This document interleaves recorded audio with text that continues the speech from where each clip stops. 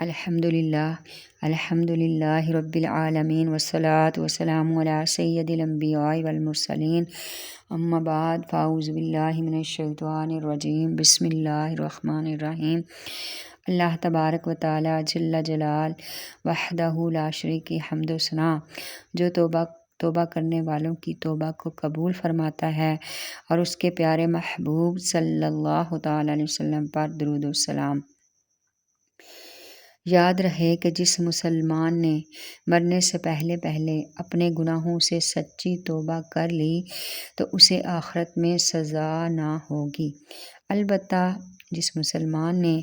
اپنے گناہوں سے توبہ نہ کی تو اس کا معاملہ اللہ تعالیٰ کی مشیت و مرضی پر موقوف ہے۔ وہ چاہے تو اسے اس کے گناہوں کی سزا دے اور چاہے تو اپنے فضل و کرم سے اس کے گناہ معاف کر دے، لیکن اللہ تعالیٰ کا فضل و کرم ہونے کی امید باندھ کر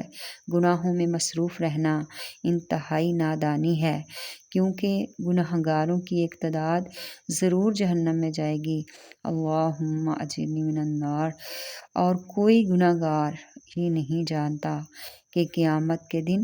اللہ تعالیٰ اس کے گناہوں کو یقینی طور پر معاف کر دے گا۔ بے شک سب گناہ گار مشیت کے خطرے میں ہیں، بلکہ اطاعت گزار بھی نہیں جانتے کہ ان کا خاتمہ کیسا ہوگا۔ تو اے گناہ گارو، تم دھوکے میں مت رہنا، کیونکہ اللہ تعالیٰ کی عنایت ہر گناہ گار کو حاصل نہ ہوگی، اور نہ ہی تمہیں یہ معلوم ہے کہ تم ان لوگوں میں سے شامل ہو یا نہیں جنہیں معاف کرنے کا اللہ تعالیٰ نے ارادہ فرمایا ہے۔ امام محمد غزالی رحمۃ اللہ تعالی علیہ فرماتے ہیں، جو انسان یہ آس لگائے بیٹھا ہے کہ میں مومن ہوں اور اللہ تعالیٰ مومنوں کے گناہ معاف کر دے گا، تو اسے یہ تصور کرنا چاہیے کہ شاید اللہ تعالیٰ اس کے گناہوں کو معاف نہ کرے، اور یہ بھی ممکن ہے کہ جب انسان اطاعت نہ کرے تو اس کا ایمانی درخت کمزور و ناتواں ہو جائے اور نزاع کے وقت موت کی سختیوں کے تاند جھونکوں سے اکھڑ جائے، کیونکہ ایمان ایک ایسا درخت ہے جس کی پرورش عبادت کے پانی سے ہوتی ہے، اور جب اسے یہ پانی نہ ملے اور اس نے قوت نہ پکڑی تو اس کے اکھڑ جانے کے خطرات ہر وقت اس پر منڈلاتے رہتے ہیں۔ اگر وہ اپنا ایمان سلامت لے گیا تو یہ بھی امکان ہے کہ اللہ تعالیٰ اسے بخش دے، اور یہ بھی ممکن ہے کہ اسے عذاب میں مبتلا کر دے۔ لہٰذا اس آسرے میں بیٹھے رہنا کہ اللہ تعالیٰ مجھے بخش دے گا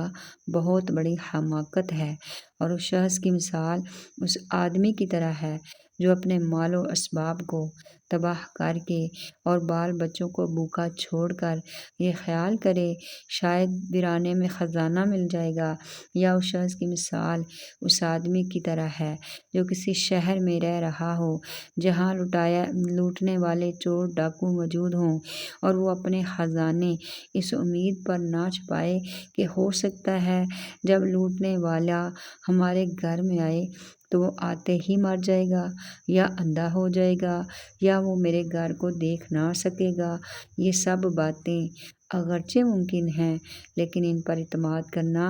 اور احتیاط سے ہاتھ اٹھا لینا حماقت ہے۔ آپ رحمۃ اللہ تعالی علیہ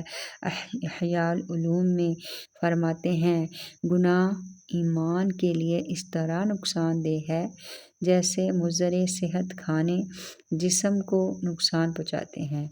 وہ معدے میں جمع ہوتے رہتے ہیں، حتیٰ کہ اخلاط یعنی سفرہ، بلغم وغیرہ مزاج کو بدل دیتے ہیں اور اس کو پتہ بھی نہیں چلتا، یہاں تک کہ اس کا مزاج بگڑ جاتا ہے اور وہ اچانک بیمار ہو جاتا ہے اور پھر اچانک مر جاتا ہے۔ تو گناہوں کا معاملہ بھی یہی ہے۔ چنانچہ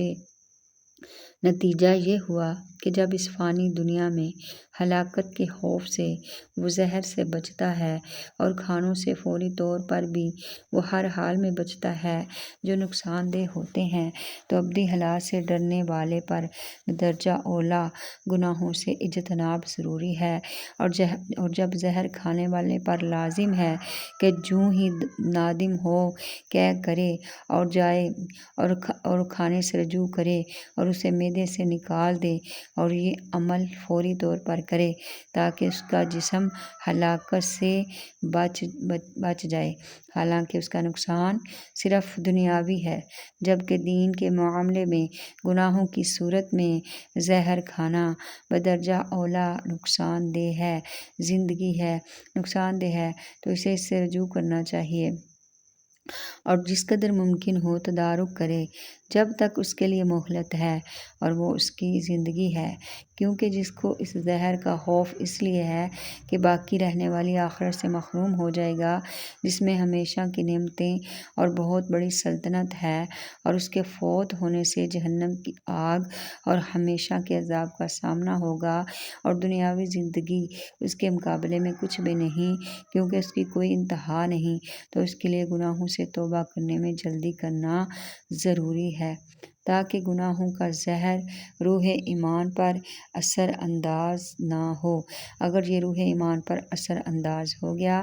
تو یہ ایسا اثر ہوگا جس کا ڈاکٹروں کے پاس بھی کوئی علاج نہیں، اور نہ ہی اس کے بعد کوئی پرہیز اثر کرے گی۔ اس کے بعد نصیحت کرنے والوں کی نصیحت اور واعظین کا وعظ بھی فائدہ نہیں دے گا، اور اس پر یہ بات ثابت ہو جائے گی کہ وہ ہلاک ہونے والوں میں سے ہے۔ اللہم حسبنا حسابا یسیرا، یا اللہ ہمیں اپنی پناہ میں لے لے اور ہم سے آسان حساب لینا، اور ہمیں بے حساب ہماری بخشش و مغفرت فرمانا۔ بآخر دعوانا ان الحمد للہ رب العالمین۔